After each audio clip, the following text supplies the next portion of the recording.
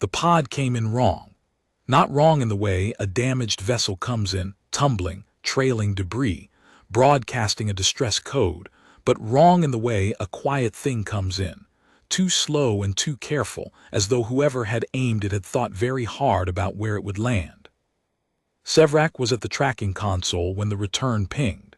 He was a Vethani, built for stillness, gray-blue scales, wide amber eyes, broad hands made for turning dials and tapping out forms, and he had run Waystation Korrath alone for 11 years without anything interesting happening. The Waystation sat on the shoulder of a mountain pass on Drain IV, a gray world with 6 months of snow and 6 months of slightly less snow, and its purpose was to log transiting vessels, issue approach clearances, and sell fuel cells to freighters running the outer meridian. Nothing interesting happened at Waystation Korrath. Then the pod came in wrong, and Sevrak walked out onto the landing shelf in the wind and opened the hatch and found a child. She was human. He knew humans. He had processed dozens of human freighters through this corridor, but he had never seen one so young, so still, or so entirely unwilling to look at him. She sat with her back against the pod's curved wall, her knees pulled to her chest, her eyes fixed on something past his left shoulder. She was thin. She wore a gray jumpsuit too large for her, and her feet were bare, and she had drawn something on the pod's interior wall with what appeared to be her own finger dipped in condensation. A circle, with lines radiating outward, and inside the circle a word he didn't recognize. Ethan. He asked her name. She didn't answer. He asked where she had come from. She pointed at the word on the wall. He asked if she was injured. She shook her head, a single small motion, and went back to looking past his shoulder. Sevrak stood there in the cold for a moment, the wind pulling at his coat, and then he carried her inside. She ate, which was a good sign. She slept on the cot in the station's spare room, which was also a good sign. She did not speak for 3 days, which Sevrak decided to treat as neither good nor bad, simply as a fact. The way the snow was a fact, and the altitude was a fact, and the slowness of the data uplinks was a fact. He filed a provisional guardian registration with the Corven Family Welfare Bureau, the standard form, the one that said he had found an unaccompanied minor and had taken responsibility for her welfare pending contact from next of kin or an assigned placement officer, and he waited. On the 4th day she came out of the spare room and stood in the doorway of the console room and watched him work. He didn't look up. He had learned already in 4 days that looking at her directly made her go still in a way that suggested she was calculating the distance to the nearest exit. So he kept his eyes on the console and said, "The frequency scan takes 20 minutes. If you're bored, there's a projection map on the secondary screen. It shows every registered system in the outer meridian." A long silence, then the sound of small feet on the floor. She stood at the secondary screen for a long time. He heard her tapping on the display, cycling through sectors. After a while she said, very quietly, "Ethan isn't on here." "No," he agreed. "I couldn't find it in the registry." "It's real." She said it without heat, without defensiveness, as a statement of observed fact, the way he might say the altitude was 4,000 meters or the temperature was -12. "I'm from there." "All right," Sevrak said. She looked at him then, for the first time directly. "You don't believe me." He considered this carefully. "I don't know enough to disbelieve you," he said. "I know Ethan isn't in the registry. I don't know what's missing from the registry." She looked at him for another moment, then looked back at the map. "Most of it," she said. "Most things are missing." He had no answer for that, so he didn't offer one. He went back to his frequency scan, and she stayed at the secondary screen, and outside the mountain wind moved across the landing shelf in long cold waves, and neither of them spoke again for an hour, and somehow that was the first easy hour Sevrak had spent in a very long time. Her name was Illa. She told him on the 6th day, in the same flat informational tone she used for everything. not as a gift, not as a concession, but as data she had decided he was entitled to have. He thanked her the same way she'd offered it calmly and wrote it in the provisional guardian log. She drew constantly. She didn't draw on walls again after the pod, but she had found a stack of station log paper, the wide sheets he used for hand copies of navigation charts, and she filled them with diagrams. Not random marks. Precise diagrams. Circles and lines and nested shapes, the same vocabulary as the word on the pod wall, expanded outward into something that looked almost like cartography. He watched her work from across the room and he thought, not for the first time, that she moved like someone with a project, not like a lost child, like an engineer. He didn't ask about the diagrams.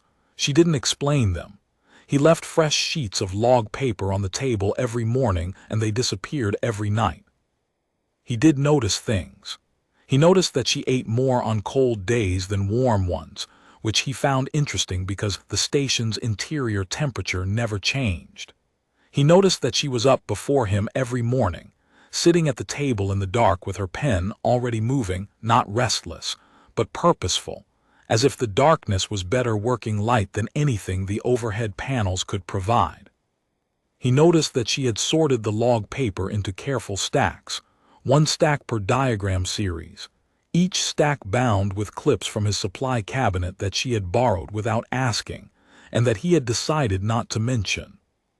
He noticed that, when a freighter came in for fuel and clearance, she watched the whole transaction from the corridor, completely still, and slipped back to her room before the captain came inside to sign forms. He noticed that the day after every freighter departed, she drew for twice as long as usual. He did not notice this in order to do anything about it. He noticed it the way he noticed the altitude and the temperature and the condition of the approach beacon, as information that belonged in the log of how this particular station functioned. On the 14th day, she came to find him while he was doing his cold weather check on the landing shelf equipment, and she stood beside him while he worked, and after a while she said, "You don't ask me about Ethan anymore." "I asked twice," he said. "You answered twice. I had my 2 answers." Other people keep asking, like if they ask enough times the answer changes.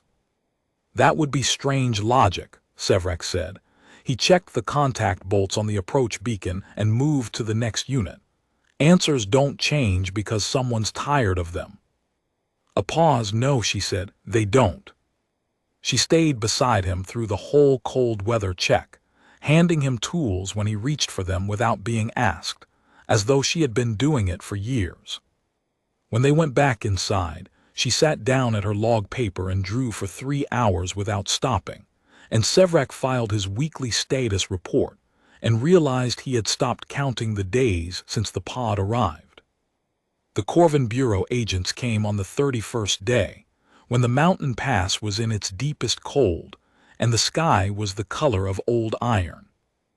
There were 2 of them, a Corven male named Tessev and a human woman named Breath, which Sevrak noted with some wryness was probably intended to make Illa feel at ease. Tessev had the satisfied look of someone who ran a small domain and wanted everyone to know it. Breath had the look of someone who had been making apologies for a long time on behalf of people who never apologized for themselves. They sat in the station's front room, which was not designed for sitting. It had a console, 2 work stools, and a wall of equipment lockers. And Tessev produced a data slate and said that the Bureau had completed its family trace protocol, and that no next of kin had been identified, and that accordingly the child-designated placement reference ILA 7709 was being recalled to a Bureau-certified transitional facility on Corven Station Prime. "What facility?" Sevrak asked. Tessev named it. Breath looked at the floor. Sevrak knew the facility. It was not a warm place. It had a processing queue that averaged 14 months, during which children were housed in shared dormitories with 12 beds to a room, and the educational component was a tablet loaded with a standardized curriculum that no one had updated since the last census. He had sent 3 referrals there in his years at Korrath, and he had filed a complaint about conditions each time, and each time the complaint had been acknowledged and nothing had changed. The provisional guardian registration I filed 31 days ago is still active, Sevrak said.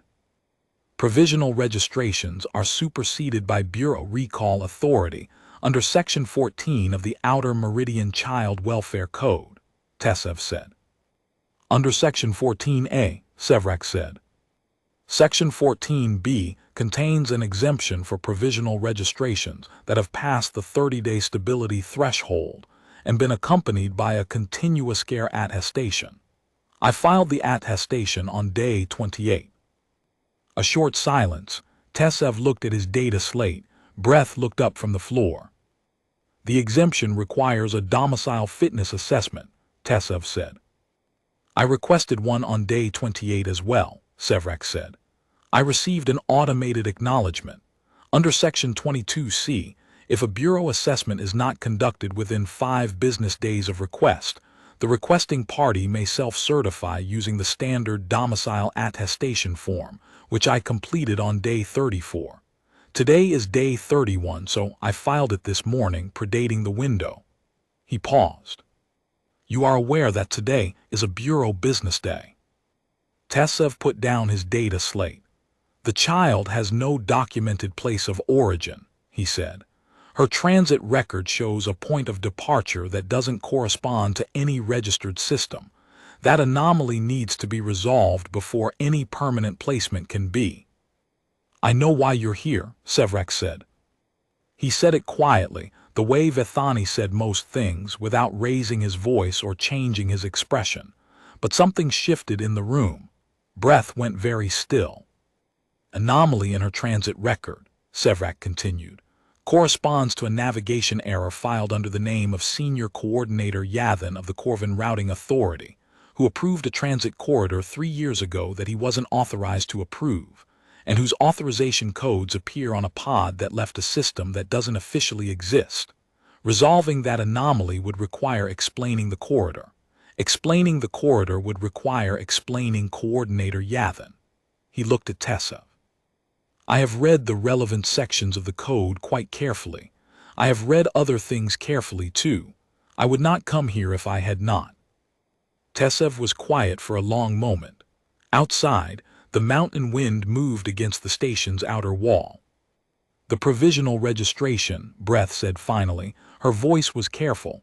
It's valid. Entirely, Sevrak said, provided the Bureau acknowledges receipt of the continuous care attestation and the self-certified domicile filing. Breath looked at Tessev. Tessev looked at his data slate. Then he tapped a confirmation and stood up. The Bureau acknowledges receipt, he said. He picked up his coat. We'll be in contact regarding the standard annual review. They left. Sevrak heard their transport rise from the landing shelf and diminish into the gray sky. He stood at the console for a while, not moving. Then he heard the sound of small feet, and Illa came out of the corridor where she had been standing, her log paper and pen in her hands, and she looked at him with those steady, difficult-to-read eyes. You argued about forms, she said. I argued using forms, he said.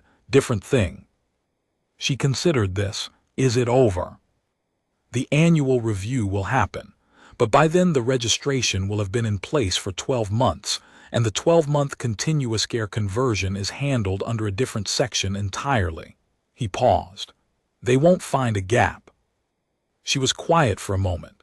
Then she went and sat down at the table and opened her log paper and began to draw. He went back to the console. After a while he said, Illa. She looked up. I would like to understand the diagrams, he said. Not to prove anything, only to understand them. She looked at him for a long moment. Then she turned her paper around so he could see it from across the room. The diagram was the most complex one yet, nested circles, radiating lines, careful annotations in a script he didn't recognize. This is the approach vector, she said, pointing. And this is where Ethon sits relative to your registry's edge. It's outside the survey boundary. That's why it's not in the map. All right, Sevrak said. He looked at the diagram. That's quite far. Yes, she said, it's quite far, and she went back to drawing. 3 years later, Sevrak's registration converted to a formal long-term guardianship under Section 8 of the amended code. No fanfare. Just a form filed and a confirmation returned, the same as everything else. He printed the confirmation and set it on the table next to Illa's current diagram, which was 3 sheets taped together and covered every surface she could reach. She read the confirmation. She set it back down. She went back to the diagram. "You're not going to say anything?" he asked. "You knew how it was going to come out," she said. "You read all the sections." "I did." She was quiet for a moment. Then, without looking up from the paper, "Ethan is cold in the way this place is cold. Not the same cold, but the same quality, like the cold means something." A pause. "I thought you should know that." Sevrak looked out through the station's wide windows at the mountain pass, at the gray rock and the old iron sky, and the snow moving in long, slow drifts across the landing shelf. "I'll take that into account," he said. She drew. He filed. The wind moved across Korrath the way it always had, patient and without argument, and outside the stars came up one at a time in the early dark, and neither of them felt the need to name all of them.